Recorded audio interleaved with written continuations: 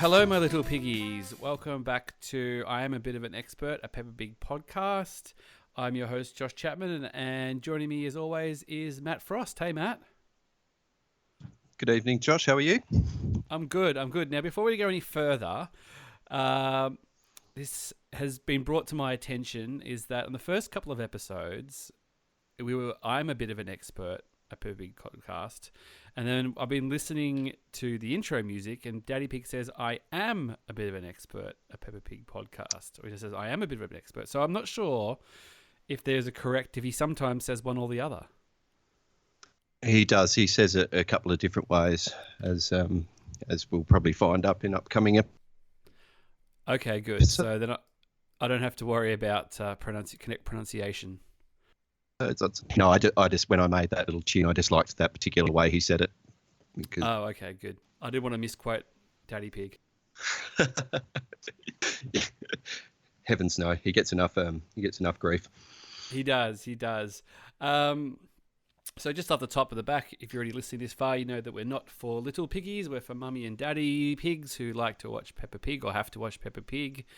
So, you know, if you're a little person and you haven't got your mum and dad handy, probably best to turn off. But we roll on to episode 5 of season 1, which is hide and seek.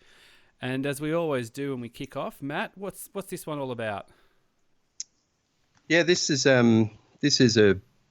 say this is our first filler episode so far. Mentioned Peppa playing a game of hide and seek. And Peppa's sort of lording it over Josh a bit. Lording it over George a bit. Lording it over me, just like you do. Oh, the dynamics have been shown. I'm George and you're Peppa. Yeah. Yeah. I can be a bit of a bossy boot sometimes. So she does sort of lord it over her little brother. The game of hide and seek sort of, turns into a bit of a learning lesson for Peppa as Daddy Pig helps George to become a better hider. So this is sort of the first example we get of Peppa acting a little bit bratty. Do you think so, or are you giving her a pass? Oh no, definitely it's her first moment. The thing that it's still normal kid behaviour. People give Peppa a bit of a hard time. Yeah, she can be a bit bratty, but show me a kid that can't. So I know mine are. So yeah, it's more like I hold her up to sort of general kid standard rather than they can go, oh, she's a bad influence on kids, but it's just like, well, kids are bad influences on kids. I think she's just a reflection of that. I don't think there's any. I don't know if your kid is you got a bad behaved kid because they watch too much Peppa. I don't know. It's hard to blame Peppa really. Yeah, I agree. I think the pigs are quite a normal family. The kid, or they're abnormal and our family is the same. I'm not really sure which. So. Which is which. So basically, George can't hide. George is hopeless at hiding. He keeps hiding in the same spot under the dresser. Peppa keeps finding him. So basically, Daddy Pig steps in. He brings in a ringer. He does, yeah. Hides him in this newspaper. Now, is that physically possible? I would say it's not. Yeah, I think they've used a bit of artistic license there. Do you think he's hiding on... We talk about Daddy Pig's stomach quite a lot. Do you think he's just hiding on Daddy Pig's stomach and, he's, laying and he's sort of laying the newspaper on top, or is he sort of hiding in the folds of the newspaper? Yeah, I think they're sort of indicating that he's in the folds of the newspaper, but, it's... I guess, when my daughter remarked to me that, all the characters in Peppa Pig have 2 eyes on the side of their head. So, I think probably physics get thrown out the window a little bit in this show. Although I must admit, when there was nothing more kid-like than Peppa throwing all the toys out of that basket and hiding in it. My kids do that all the time. Yeah, it's always a good spot, isn't it? Yeah. With one of our kids' favourite toys is 2 laundry baskets tied together with some rope, and we pull them around on the tiles. like a little train. Yeah. Nice. They love it. So there's one for everybody to get on the Frost Express. yeah, yeah, bargain toys.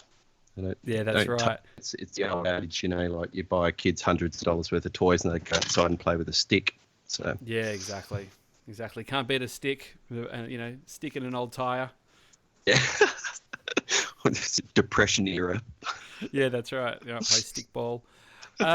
So not much actually really happens this episode. Like you said, it's a little bit of a filler, but there is a little moment at the very end. I've got it up here where they sort of, George fools Peppa, and they all have a bit of a laugh, and he kind of starts trolling her. He kind of sticks his tongue out and gives her a bit of a raspberry. He does. He does a couple of them. Whether you notice early on too, it's probably the first time I've noticed it. When George goes to hide the first time, he narrows his eyes like he's being really crafty. And that's one of my favourite, like when the animals do that, when they sort of narrow their eyes to look like they're being crafty. I don't know if you picked that up. Yeah, he's definitely pretty happy with himself. True. So, yeah, a reasonably unremarkable episode. This one, it does actually lead on to some good stuff, but they can't all be hits. Yeah, they can't all be bangers. I think this is one of the ones where sort of parents go, "Oh, I've got to sit through Peppa Pig," and we go through them. We go through them as well. So, next time we've got a little bit more of a. One opens up the world a little bit, which is the play group, which is a big deal. Yeah, I'm looking forward to that one. I just since this was a little bit of a filler episode, Josh, I know you've been doing some heavy research into Peppa Pig's cultural impact in China. Yes, Peppa is big in China. And actually, the other piece of Peppa Pig news I'll get onto afterwards, actually. The Peppa Pig is really popular in China, but it's mostly amongst younger adults, so not really children. I haven't really managed to find out much more. It's a little bit hard to get information about China. I was looking to see how we could actually host the podcast in China for listeners there. We have actually had a few downloads from Hong Kong, which is exciting. But if anybody out there knows anything about that would be really good. But I know that if you watch in Australia, where we are on iPlayer, you can watch Peppa Pig in Mandarin. It is available, which is annoying because sometimes the episode shows up next to the other one, and my daughter goes, "Oh, I want to watch the one with Mr. Potato," and I'm like, "Well, that's in Mandarin. We can't watch that one. We have to watch Hide and Seek instead."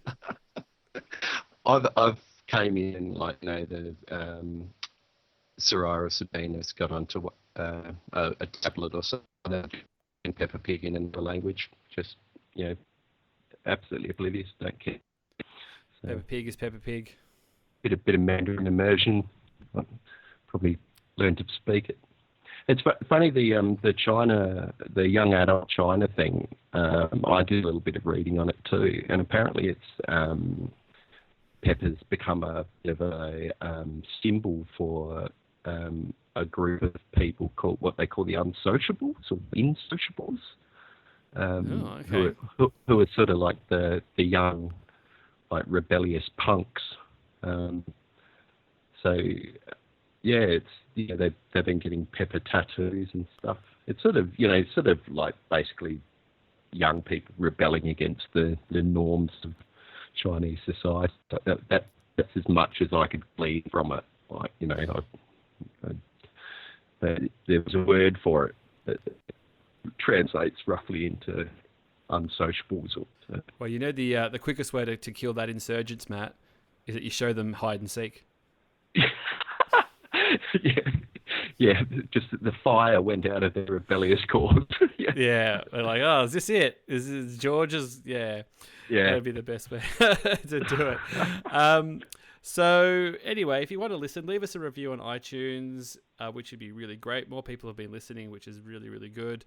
We're on Facebook now at facebook.com/PeppaPigPod. Peppa Pig Pod on Twitter, peppapigpod@gmail.com if you want to leave us a message. I think that's it for this time. So thanks, Matt. I'll catch you at the playgroup. I'm very much looking forward to that. All right. Thanks, mate. See you later. All right, see you, piggies. Yeah, we're playing a tune and we're singing a song with a bang and a bong and a bang.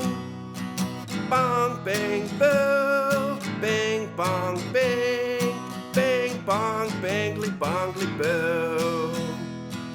Bong, bing, boo, bing, bong, bing, bing, bong, bangly, bongly, boo.